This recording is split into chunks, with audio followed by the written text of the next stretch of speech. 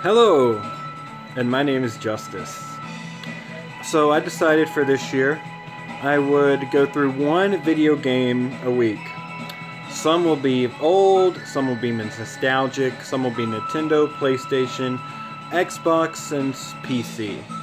Today, if you can't tell by the music, we're talking about Mario Kart from the Nintendo 64. This song is The Star Road, which is the final track that you get to go on during your run. Let's look back on Mario Kart for the 64 nostalgia. Looking on it today, it's easy to see how dated it is with its 240p graphics and its basic outlines, but my personal favorite track would have to have been the one on the beach. I forget what it's called now, but I definitely remember there being jumps that you could go on to ride through caves in order to cut off huge sections of the tracks. And that was the first time I'd ever came across a hidden way within a track ever in Mario Kart. So it was eye-opening for my 8-9-year-old self. Getting my Nintendo 64 for Christmas, Mario Kart, and Banjo-Kazooie. It was a great Christmas day for me. I remember playing Mario Kart for countless hours. I would usually play as Toad or Mario. Toad if I knew it was a track with not that many curves, and Mario if it was a more curvy track. I believe my favorite ability that you could get in the Mario would be the shells, the green shells. I loved the battle system in the Mario 64. The balloon battle system, countless hours of me and my father and my sister and maybe a PC would all play the battle mode in Mario. In battle mode, I would always choose either Yoshi or Toad. I wanted a fast character, and my favorite map on that one, I forget the name, but it was broken up into cubicles. And no matter if you were racing or battling, the green shells were amazing, because if you were coming in from behind, that gave you 3 shells, 3 potential increases in your position that you could get up with just one item. Mario Kart back in those days was not as user-friendly. You had 50cc, 100cc, and 150cc. And there was no, if you crashed or fell off the road, you were definitely going to take a hit. With Mario Kart 8, you can turn on a buffer system, so there's no way you can fall off the track. It's almost like going bowling with the rails up. It kind of takes away the fun, in my opinion, so I don't ever play that with that on.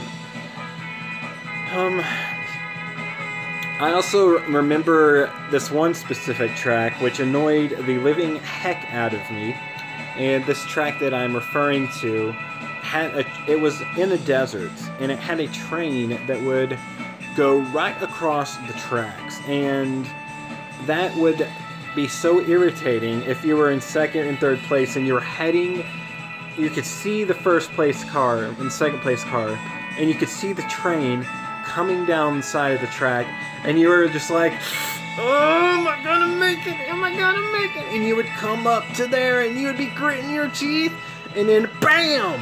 You'd be hit by that train, and you would be sitting there for like 20 seconds just waiting for that train to finish going by.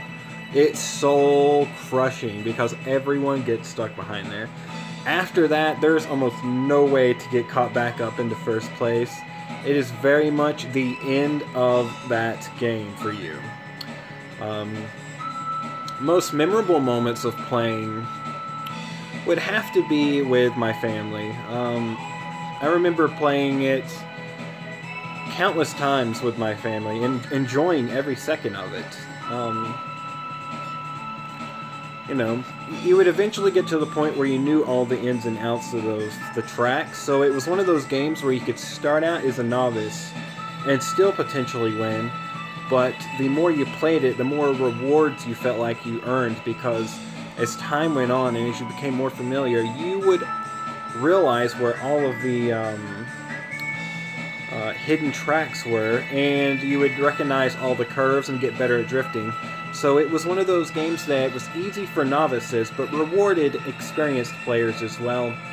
I believe if you enjoyed Mario Kart for the 64, you will also enjoy Mario Kart 8 Deluxe for the Nintendo Switch. Although the difficulty level has been brought down some, there is now 2 items that you can gather instead of 1, so you can better plan and strategize depending on which position you are in. And they did bring battle mode back as well, although the battle system balloons is no longer rated upon losing your balloons and being out, but it is time-based, so that way online players can still feel as though they have something to do and they're not just kicked out as soon as they lose their balloons. I feel like that was a way for them to balance the system so that new players could still have time to learn how to play the battle system, while advanced players would still ultimately win because they would most definitely get more balloons. There is also that luck factor depending on your random items that you gathered. Alright, this has been my nostalgic review of Mario Kart for the Nintendo 64. If you have any titles from any system that you would like to see me talk about, please feel free down below to leave a comment. I will be doing this once a week for the entire year of 2018, just as an experiment. Alright, this is Justice signing off. Don't forget to like, favorite, and describe. Not subscribe, but describe. Yes, that's it. Describe.